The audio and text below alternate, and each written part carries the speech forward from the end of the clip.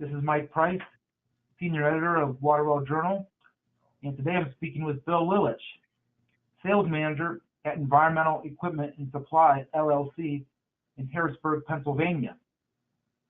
Lillich has worked in the groundwater industry since 2001 in a variety of capacities, including operating direct push units as a field technician. Since 2016, Lillich has served on NGWA's Safety Subcommittee and is currently chair of it. With June being National Safety Month, we thought it would be a good time to catch up with Bill. Welcome, Bill. Thanks for your time. And thank you for inviting me. So to begin, how do you view safety on the job site and the responsibility both the employer and employee have in ensuring safety all around? In my opinion, safety is probably the number one priority when it comes to being on the job site. Yes, you're there to do a job. Yes, you're there getting paid to do a job.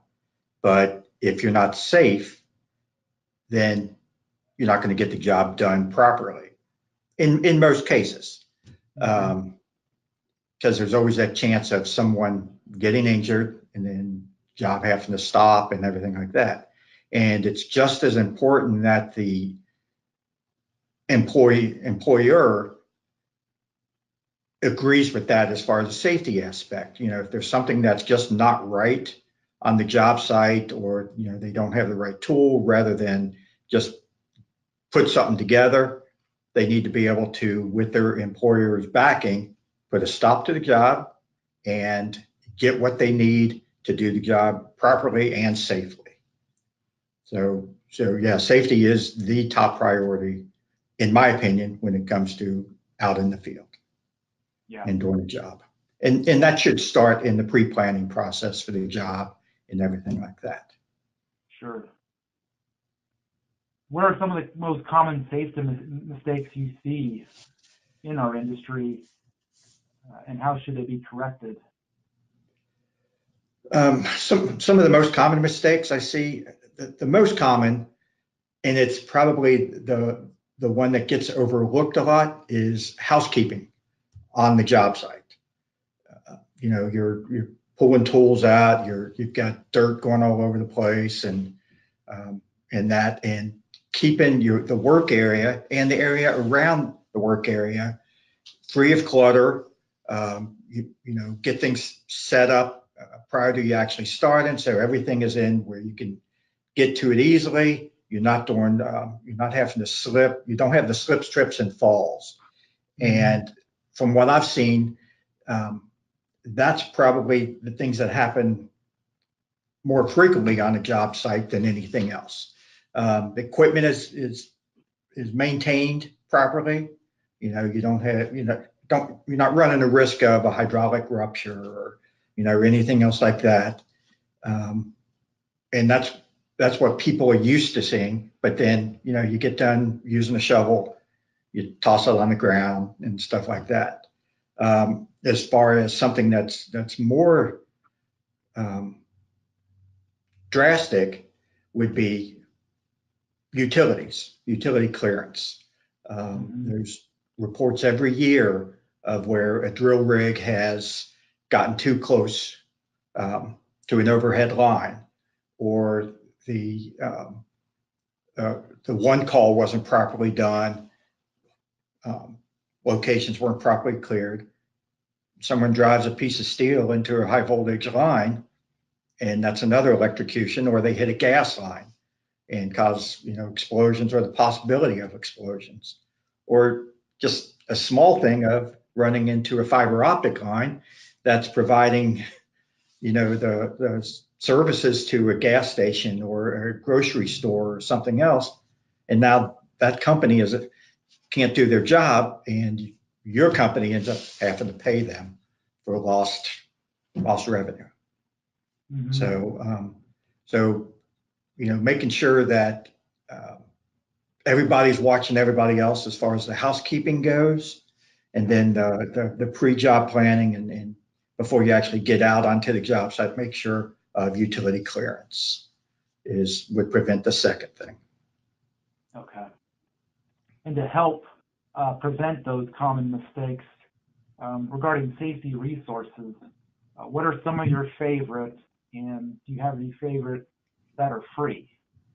Um, Everyone's favorite should be, first off, their health and safety department.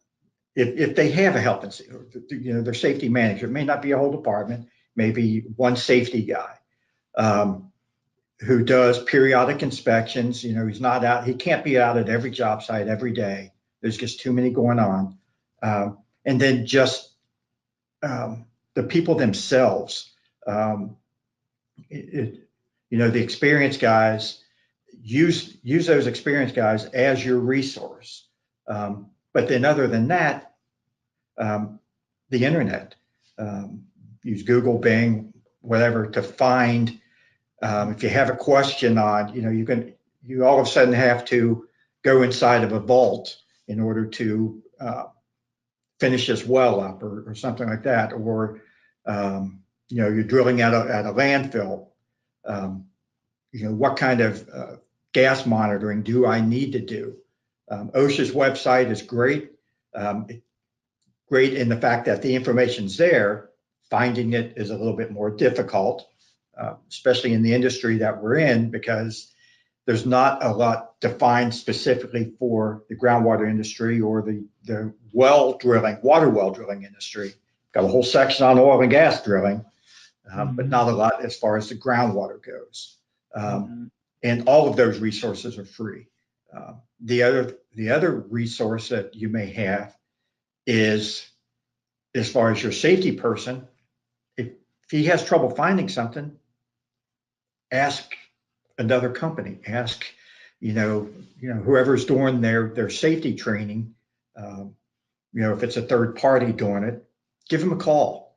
99% of the time, they're going to steer you into the right direction.